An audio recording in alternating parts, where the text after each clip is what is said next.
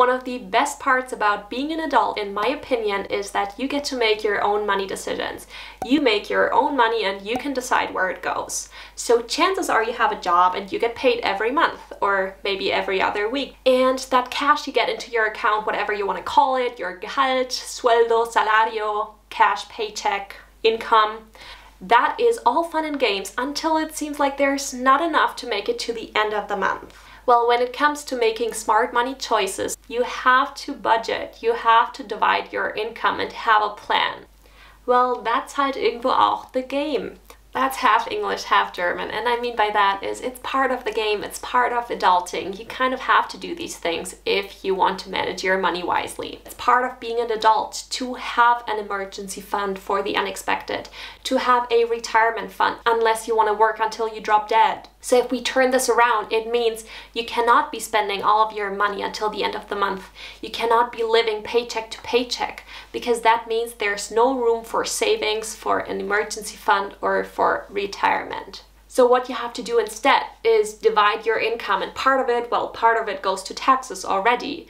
And another part should go to your savings. Some money will obviously go to your bills, and then some money will go to what you want to buy. Maybe some fun adventures, whatever it is. So today we'll take a look at how you can divide your income wisely, and I'll show you a very easy budgeting technique that you can use.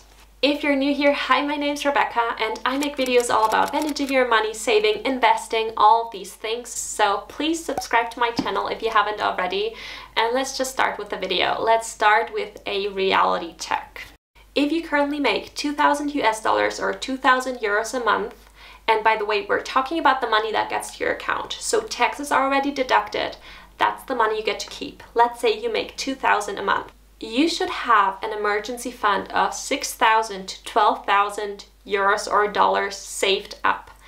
And that's because an emergency fund should be 3 to 6 times your monthly salary. And an emergency fund just means that you have money in case you lose your job. If your car broke down, with an emergency fund, you have that money and you don't have to go into debt in order to cover that bill. So if your house got flooded, if you lost your job, that's what an emergency fund is for. Okay, that's the emergency fund. Let's talk about retirement now. If you want the same amount, 2,000 a month, once you retire, you would need to save 480,000 euros or US dollars. Because there's the rule of thumb that for every $1,000 you want in your retirement monthly, you should have saved 240,000. So let's say you want 2,000 a month, then you need 480,000. But that does not take into account inflation. In 30 years, 35 years, when you're going to retire, 2,000 a month will not get you the same as it did today. With inflation, prices increase, things get more expensive. So that means the purchasing power, what you can buy with your money, is decreasing with inflation. Well, with an estimated annual inflation rate of 3%, you would need to have saved 1.3 million in order to have the same purchasing power as 480,000 today. If you're being modest and you say, okay, maybe 1,000 a month in the retirement will be enough, you would still need to save 675,000 in order to have the same purchasing power as 240,000 today. With these numbers, I don't want to discourage you, but I want to make it extremely clear that you have to save. You can't just live paycheck to paycheck. It's part of being an adult and preparing for the future. And if you're wondering how on earth you could ever save over $1 million or 1 million euros, the answer is investing. Because with investing, you can actually outrun inflation. That's the only way your money will grow at the same or a higher rate than inflation. Check out my investing playlist where I talk about the foundations of investing. Okay, let's move on to the solution. We need to divide our paycheck. We need to decide ahead of time how we want to spend our money and where the money will go.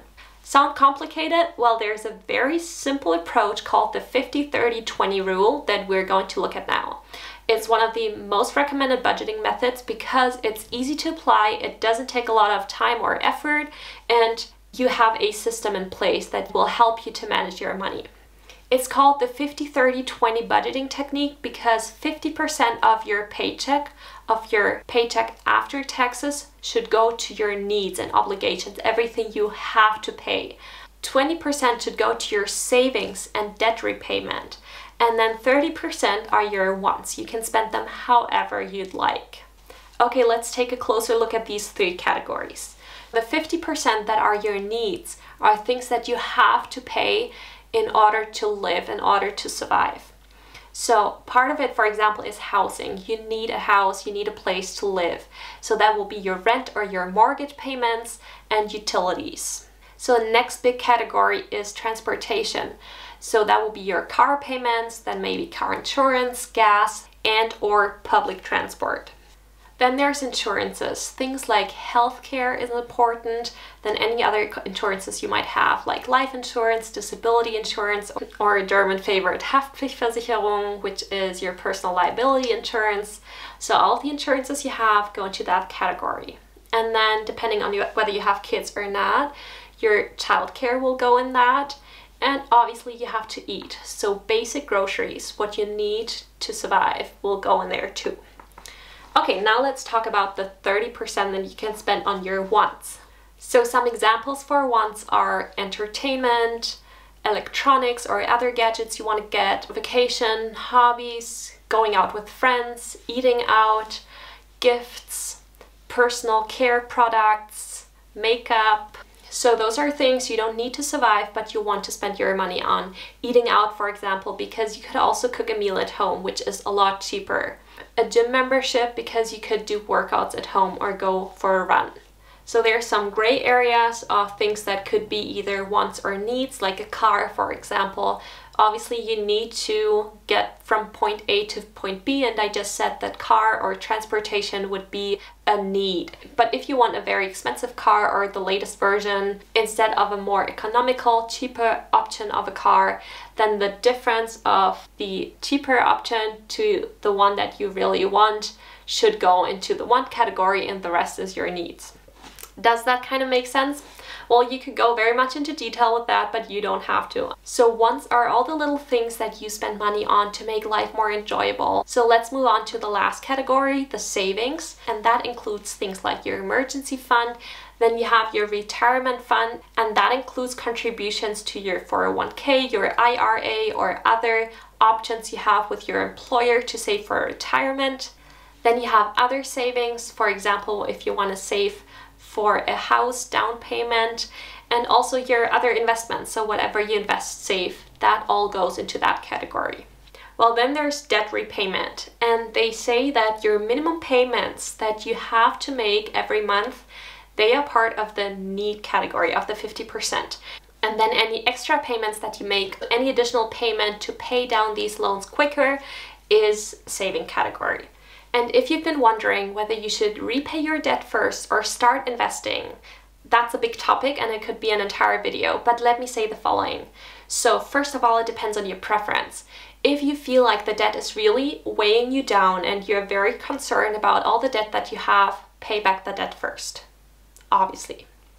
If it's not that bad for you, you can consider the following rule of thumb. So everything that has a very high interest rate, like 10% or higher, like credit card debt, for example, should always be paid back as soon as possible. And the debt that's like between 5 to 10%, you should also be paying it back soon. And then anything that's under 5%, you can just make the minimum payment on there and then start investing and saving for retirement. So you'll do both. You'll be paying this debt off slowly and also investing and saving for retirement. That's just my quick take on whether you should invest or repay your debt. And now let's move on. So we have talked about the 50-30-20 rule, and you now know what it is. If you like this video so far, please give me a thumbs up and let's move on to making it practical. How can we apply it? So get a pen and paper and write down needs, wants, and saving, and then calculate how much 50%, 30%, and 20% of your monthly income would be.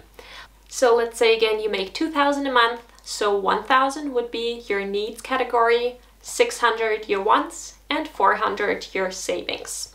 Okay, then take a minute or two, think about the categories, and ask yourself, is it clear to you where what expense is going to? For example, we've talked about some things that could be either wants or needs, like your gym membership. Maybe you're a person, you're very health focused and for you a gym membership is a must-have, well then obviously put it to your need category. For me it's not, so it's the want category. Or transportation, for example. I personally have decided that all my transportation costs for the month will all go to the need category unless they are for a vacation or a trip.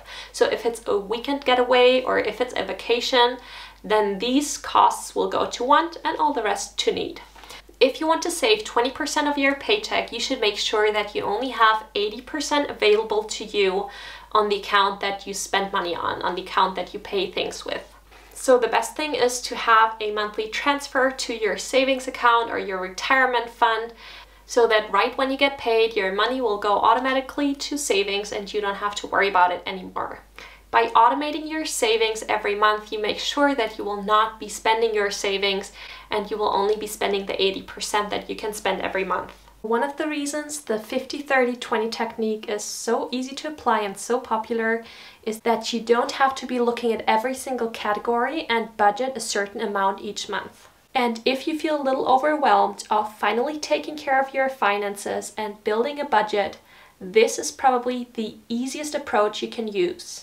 So basically, this method gives you a guideline on how to allocate your money. The only thing that you really want to be making sure of every month is that you are saving the portion of your income that you have decided to save, and then that you're not spending more than the rest. How you want to be spending your 50% and your 30% is totally up to you, and that can also vary each month. So as long as you're hitting your saving goal each month, you're good to go. I actually really wanted to talk about a 3-account method, a financial setup for you to make it easier, but the video is already long, so we'll just move it to the next video. So make sure to check that out later. If it's already up, I'll link it right here. So now that you know exactly how much of your money should go to your need category, how much to your wants, and how much to your saving, let's address something that's very important, and that is 50-30-20 is not possible for everyone. It really depends on your situation and how much you make, where you live, what the cost of living are there. So there's a website called 50-30-20.com where they actually look into it and have examples of real people and how they spent their money and how the division of 50-30-20 should actually be of their income. And in preparation for this video, I was looking through it and I thought it was very interesting, so I wanted to share it here. So for example, well, that's a family. So let's take this one, the adult male who lives in Chicago. So they should be spending 50%, 1,127 of their income on needs, 30% on wants, and 451 should go to savings. So what they are actually spending is 59% on needs just because it's more expensive there. So let's see, the 59% is housing and utilities. Then you have healthcare, groceries, and transportation. So that's already more than the 50%. Childcare, no, 0, because he doesn't have children. So that means for his wants and saving, he has to somehow decide how he's going to divide his money there. Is he actually going to save 20%? Is he going to save a little less and then spend also a little less on wants? There have to be some adjustments. Depending on your income and the cost of living in your area, you might have to adapt the 50-30-20 technique to fit your needs. So with that example, we're seeing that for some people it's merely not possible. The cost of living where they live is just too expensive, so they can't just allocate 50% of their paycheck there. They have to allocate much more. And for some people with a very low paying job, maybe their entire paycheck will go to the need category and there's nothing left for wants and nothing left for savings. If that's you, try to somehow aim for a higher paying job. And I know it's easier said than done, but maybe try to negotiate your salary on your current job. And there's the Instagram account that I will link down below. It's called Her First 100K, and she's talking a lot about negotiating your salary. And there's a lot of other resources on YouTube and Instagram that you can find to negotiate your salary, or even try to change your jobs to one that pays better. If that's just not possible, consider moving to an area where the cost of living is lower. And I'm hopeful that in a couple of years, your situation will be very different. If you, on the other hand, have a paycheck where you could, if you wanted to, save 20% of that salary, do it. If you're young and you don't have any children yet, and maybe you live with housemates or in a cheaper apartment, chances are your expenses will be much higher in the future. And maybe one day you want to have kids, maybe one day you want to have that nice house, so your costs will be increasing. If it's your first well-paying job and you suddenly make a lot more money than before, for example, it's your first well-paying job after college and you would have the possibility to save more than 20%, then do it. Really take advantage of that to pay down your debt, pay down your high interest debt. Start setting up your emergency fund so you have your emergency fund set up in place for later. Start investing for retirement. So with that new job, don't just increase your spendings. Set yourself up for financial success first. Okay, so that's it for this video. It was already long enough, I think. I hope this video was helpful to you. If you liked it, please give me a thumbs up and don't forget to subscribe to my channel. If you want to watch more of my content, I will link some right here that you can click on. And I will see you in the next video. Bye!